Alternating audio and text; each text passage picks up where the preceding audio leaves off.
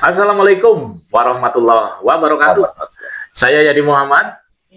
Pemirsa dimanapun Anda berada, kali ini kita jumpa kembali dengan seorang pakar hukum. Wah, namanya yang sudah tidak asing itu Juju Purwantoro. Apa kabar? Assalamualaikum. Waalaikumsalam warahmatullahi. Iya, Ya Pak Yadi.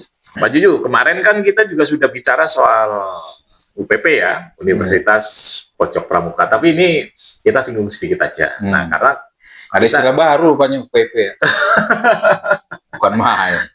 Tapi kita ngopi dulu Pak Juju. Oh, siap. Bismillahirrahmanirrahim. Masih saya temanin. Iya, bismillahirrahmanirrahim. Nah, kali ini soal gonjang-ganjing atau kemelut ijazah yang diduga palsu, yang diduga dimiliki oleh mantan penguasa itu Joko Widodo itu, sebetulnya yang paling bertanggung jawab dalam tanda petik menurut saya adalah PDIP. Oh, kok begitu Pak? Ya, karena seperti kita dengar pengakuan dari salah seorang aktivis dari PDIP yaitu Petor Suryadi. Oh, Pak Petor yang ya, Pak dia pernah menyaksikan dalam tanda petik secara langsung dari mulai tahun 2012 ketika Joko mau melamar sebagai gubernur DKI Jakarta. Oh, Oke. Meskipun demikian bahwa Megawati sebagai ketum PDIP secara moral sudah memberi dukungan. Oh. Ya kan? Dan secara aksi Betor sebagai aktivis dari PDIP sebetulnya juga sudah memberi dukungan dengan mengungkap ternyata ya kan ada perusahaan percetakan atau pihak percetakan yang menerbitkan ijazah tersebut. Nah, berarti kan sebenarnya PDI punya peran ya kan, punya peran untuk mengungkap kembali. Tapi ini belum cukup.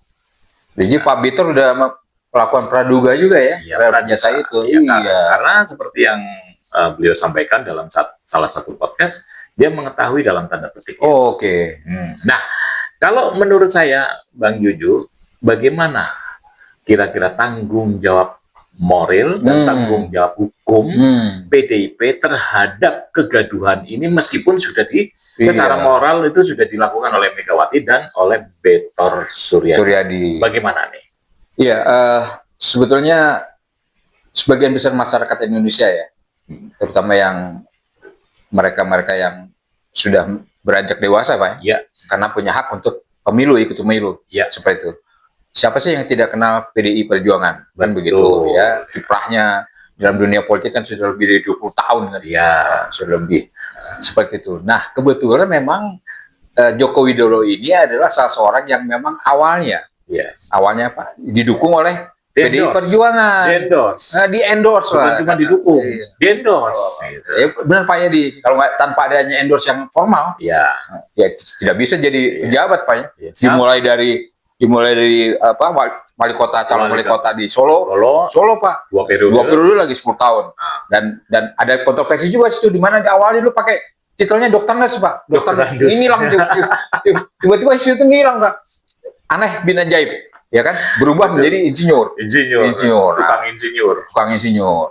Nah, 2 periode di Solo, kemudian beranjak didukung oleh PDI Perjuangan tadi, diboyong, dibawa, dipindahin ke Jakarta. Jadi orang kampung dibawa ke kota nih Pak. Tapi kalau orang kampung sih nggak apa-apa. Kalau saya kan orang kampung juga. Tapi orang kampung yang Pak Yadi orang kampung yang benar. Yang benar. Warga negara yang baik. Kira-kira seperti itu.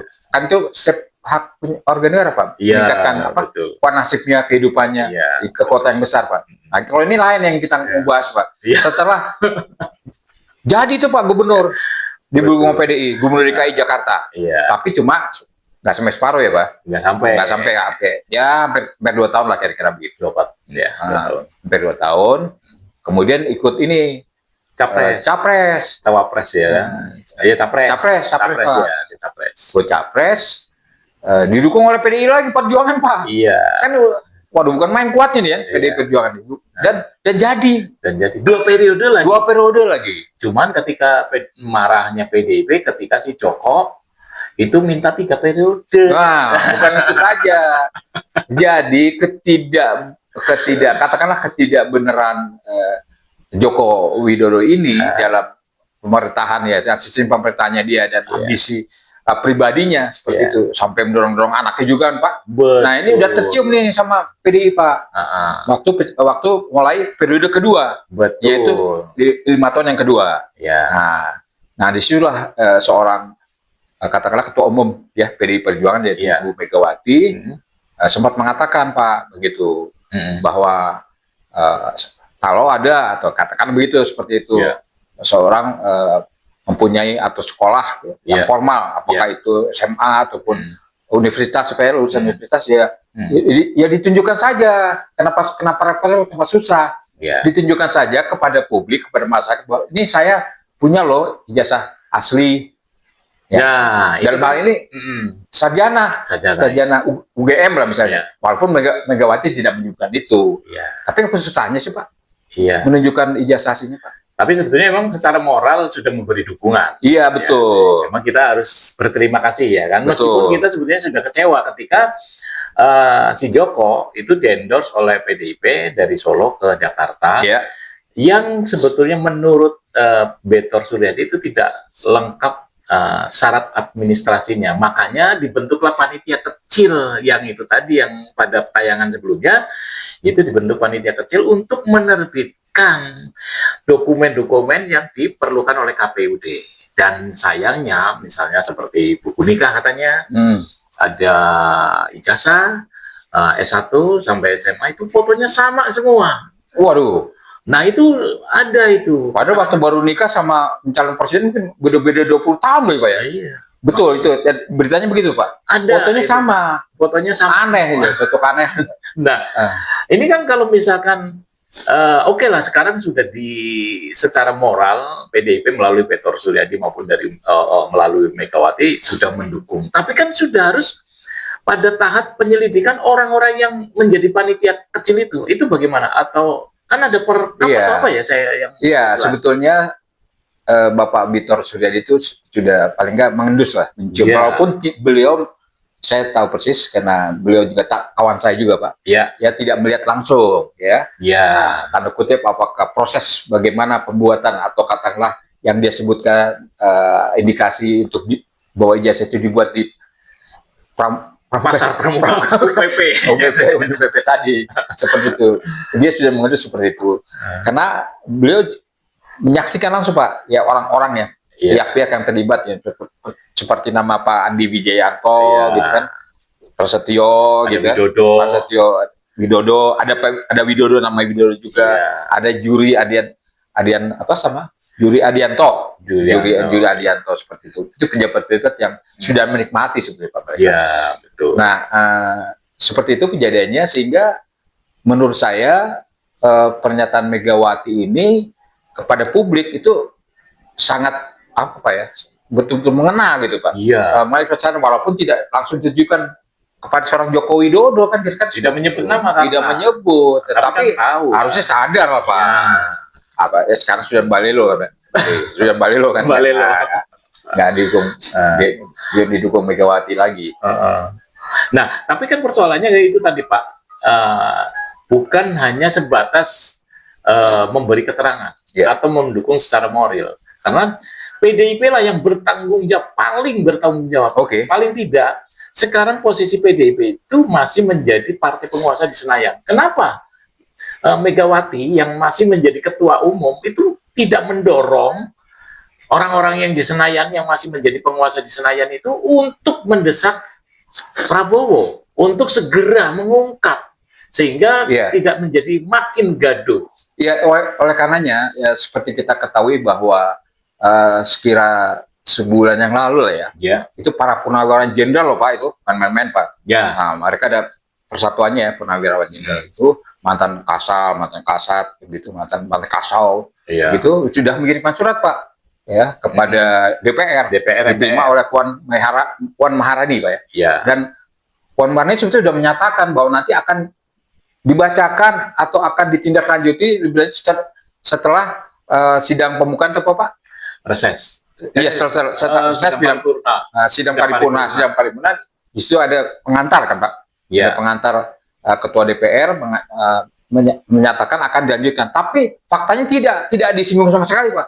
Nah, tidak disinggung sama sekali surat dari para purnawirawan itu. Ini kan timbul tanya besar, ada apa di balik itu? Nah, terus terang publik tetap menanti dan mengharapkan bahwa DPR ini ikut terlibat. Dan tadi Bapak singgung juga Presiden kita Prabowo Subianto, kenapa tidak juga berkomentar sampai saat ini, Pak, tentang ijazah palsu Jokowi ini? Ada apa di balik ini? Atau dia sedang menikmati kegaduhan ini, Prabowo? Ya kan? Ya mungkin dugaan kita kalau memang Jokowi memang harus secara profesional diproses, ya proses hukum saja ya, dan kita harapkan dukungan dari Presiden juga tentunya. Jadi Presiden Prabowo Subianto jangan cuma diam aja, jangan pasif terhadap hal ini. Kita dukung lah, Pak. Rakyat akan mendukung Pak Presiden. Waktu itu kan sebetulnya ada omon-omon nih, ya kan, bahwa sebetulnya Presiden Prabowo baru mau bergerak ketika ada pressure. Sekarang kan sudah ada pressure dari prajurit TNI tadi, prajurit purnawirawan TNI. Seniornya, Pak. Seniornya. Dan itu representatif dari rakyat tuh, Pak. Karena di situ ada Pak Tri, ada Pak Sunarko, ada Pak Rozi, ada yang pokoknya banyak sekali. Oke, saya akan singgung lah salah satu jurisprudensi begitu, Pak ya. Jurisprudensi ada sesuatu yang sudah diputuskan dilakukan oleh Presiden, yaitu di kasus Pondok Indah, Pantai Indah Kapuk seperti itu. Kan sedemikian Pak hiruk-pikuknya ramenya. Kemudian setelah Presiden Jokowi turun tangan, Presiden Prabowo turun tangan dan untuk katakanlah penghentian mencabuti pagar-pagar laut itu, kan bagus seperti itu, Mbak. Tapi meskipun ini masih debatable ya. Walaupun tentu efeknya sampai sekarang juga belum selesai juga, Pak. Karena proyeknya masih berjalan. Masih jalan, malah cenderung katanya pagar lautnya timbul lagi gitu. Iya, pagar lautnya sudah dibeton malah, bukan jadi bambu. Timbul lagi.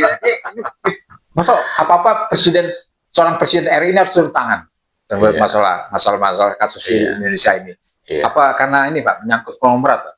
Bisa jadi. Nah, karena memang yang menjadi persoalan di Indonesia ini sebenarnya konglomerat atau oligarki yang merusak. Nah, jangan sampai negara ini tergadaikan, Pak. Terus karena rusaknya itu. Jadi kita butuhkan seorang pemimpin yang sekarang kan yang mengaku sebagai presiden. Itu adalah Prabowo yang mengaku ya sebagai presiden. Seharusnya dia punya nyali dong. Ya, oleh karenanya terkait dengan kembali ke kasus dugaan ijazah palsu Jokowi itu, kita harap Presiden Prabowo ikut terlibat lah, ikut cawe-cawe lah seperti itu. Karena ini sudah betul-betul kondisi yang apa, Pak, kalau dikatakan ya sudah serius dan emergensi, Pak. Di ambang jurang. Di jurang. Di pinggir jurang. Nah, untuk negara dan bangsa Indonesia. Karena ini sangat krusial. Jadi, artinya sangat membutuhkan keterlibatan atau Pak, cawe-cawenya seorang presiden, yaitu pemimpin Pak Prabowo Subianto. Nah, kalau satu lagi ya, mungkin ini penutup. Kalau dari PDIP hanya sebatas itu, terus kemudian dari DPR-nya juga tidak ada pasif, artinya pasif. Dari Prabowo-nya yang mengaku presiden juga menang baik atau cicing wae, apa yang bisa diharapkan? Apakah memang sistem ketatanegaraan ini di Indonesia seperti ini? Yang nggak ada lagi Pak Yadi yang diharapkan. Kita kembali lagi pada rakyat, kekuatan rakyat, kedaulatan rakyat. Vox Populi, Vox Dei, bukan Vox Populi. Vox Populi. Populi juga rakyat. Jadi suara rakyat, suara Tuhan kan begitu. Jadi kembali lagi kepada rakyat kita harapkan, Pak ya. Rakyat harus bersuara. Kalaupun bergerak gitu, mendesak Presiden dan DPR untuk melakukan upaya-upaya antisipasi terhadap masalah ijazah palsunya Jokowi. Sebetulnya sudah banyak yang bersuara. Salah satunya nih penutup bahwa seperti halnya Kang Ubed, jangan salahkan. Kalau misalnya Prabowo tetap cicing wae, Ubedillah Badrun. Itu kalau cicing wae terutama dalam mengungkap kasus kejahatan yang dilakukan oleh keluarga Joko. Ini masyarakat akan ada kejadian yang ekstrim lebih dari 98. Artinya mengerikan. Ada juga yang mengatakan juga seorang politikus bahwa ini bukan tidak mungkin bisa memicu adanya revolusi. Apakah itu yang dimauin, Pak? Kalau bisa tidak. Nah, karena sudah sekarang buntu. revolusi damai istilah kita dulu kan. Kalau revolusi damai nggak ada kayaknya revolusi. Yang namanya revolusi ya mesti ada ya minimal ya berantemnya lah. Nah, apa itu yang mau dimauin kira-kira? Kan enggak. Ya kita berharap itu tidak. Ya. Kita yang tadi istilah saya revolusi damai itu kan artinya melakukan suatu perubahan ketatanegaraan di Indonesia ini dengan cara-cara sesuai dengan aturan hukum yang berlaku, Pak. Ya. Seperti itu sesuai dengan Undang-Undang 145 kita. Jadi artinya ya rapi lah. Rapi ya. Nah, tapi tidak tertib, tidak timbul kekisruhan di saat sini begitu. Dan ini menurut saya ini perlu keterlibatan atau cawe-cawe seorang presiden tadi, Pak. Betul. Ini dia pemirsa. Jadi kalau semuanya buntu, orang yang bertanggung jawab untuk mengendorse Joko Widodo itu juga tidak segera menindaklanjuti ya kan cawe-cawenya. Terus kemudian juga DPR, MPR juga tidak ikut dalam membenahi negeri ini. Juga diemnya Prabowo Subianto ini jangan salahkan. Kalau rakyat itu bergerak dengan caranya sendiri, dan bukan tidak mungkin ini bisa memicu revolusi meskipun bukan revolusi damai. Maksud ada reformasi jilid 2 katanya. Iya, katanya ada reformasi jilid 2 dan ini akan lebih menyeramkan dari reformasi tahun 98. Dan seperti Pak Judi bilang bahwa revolusi itu ya nggak ada yang damai. Jadi mungkin itu aja ya dari saya, dan sekali lagi bisa disaksikan di channel Popole TV, di Mimbar Bebas, di Nol Demokrasi, di Suara Buruh Official, dan Fokus 1 termasuk bisa dibaca di gasbumi.com. Mungkin itu aja. Wabillahi taufik wal hidayah. Wassalamualaikum warahmatullahi wabarakatuh. Waalaikumsalam warahmatullahi wabarakatuh.